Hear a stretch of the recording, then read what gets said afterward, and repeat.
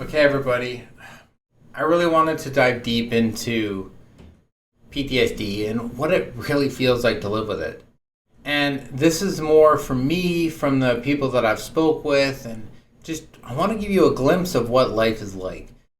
It's to begin with, it's not fun, right? There's so many days that you don't know what tomorrow is going to be like, so you really have to learn to focus just on today. Because it's a really incredibly difficult experience. It's difficult to kind of understand where to go in life. It's difficult to kind of even just make simple decisions sometimes.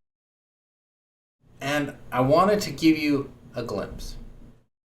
I'll talk about the symptoms and, the experience, things like flashbacks, nightmares, maybe intense anxiety, and how these can be triggered.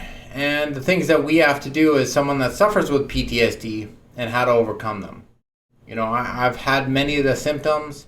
I still do once in a while have attacks from these symptoms. They're very minimal now because I've really put up a guard. I've really probably rewritten my brain chemistry so that now I can move forward with my life. But honestly, it's a tough go. So I really wanted to give you a glimpse as to what it's like to live with PTSD.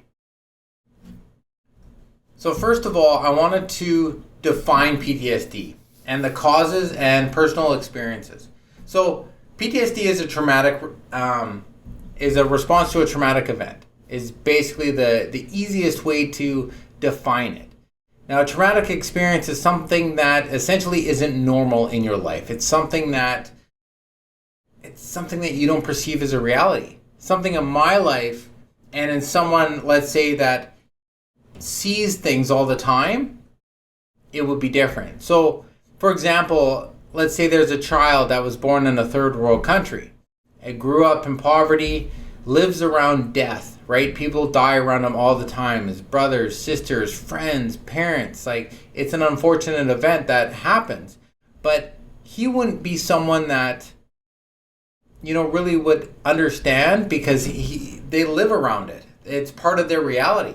But for someone like us, when a loved one dies early, like in my instance, my son died at 16 months, that's not a reality.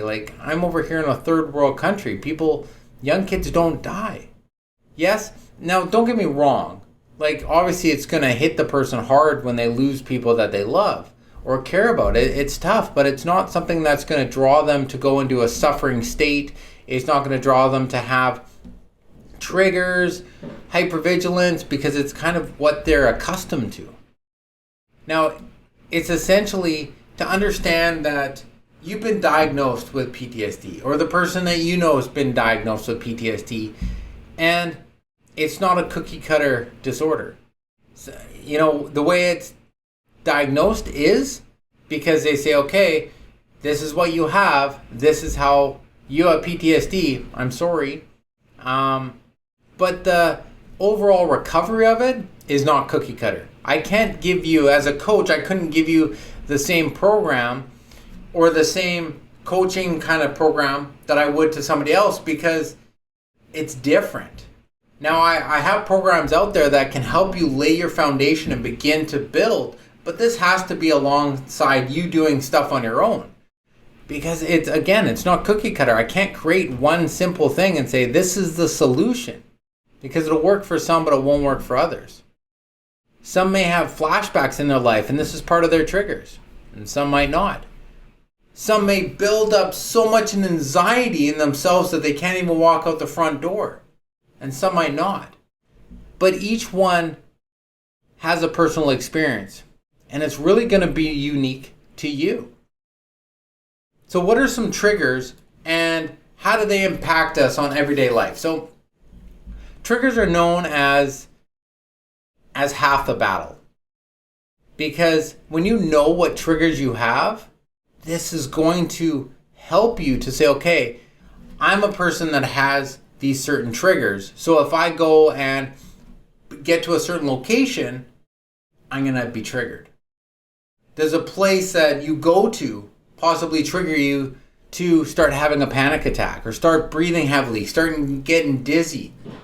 Maybe a person Maybe you've been connected to someone through a traumatic experience, and now, military. If they get together, let's say soldiers have gone overseas and they fought in a war together. Then they come back and they go to counseling together. These triggers might bring up just seeing that person reliving like a battle that you've been through. It might be hard because that person that you're with is actually triggering you. So one of the best solutions for that is to, unfortunately, go to therapy by yourself or go to therapy with other people that don't have the same experiences.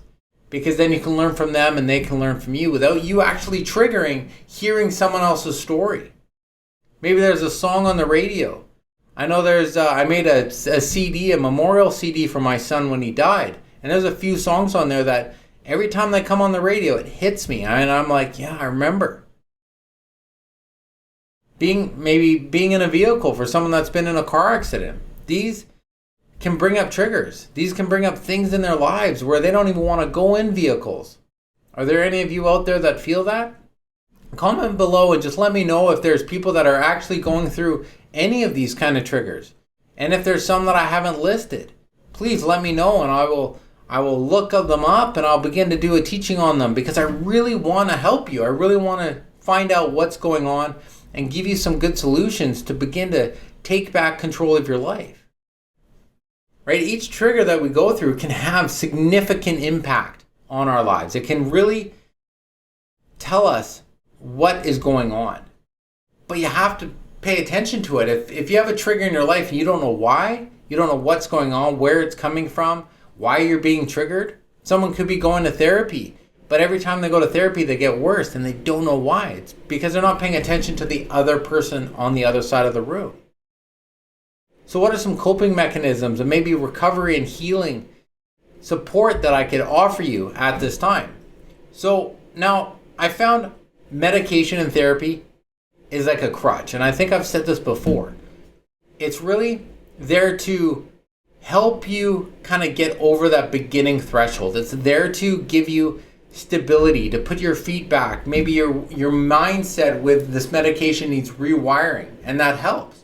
But don't let it be a long time thing for you. If you were to break your leg, you go to the doctors would be like, okay, you've broken your leg, we're going to put a cast on you. After some time, that cast comes off. Then you have to learn to walk again on that one leg.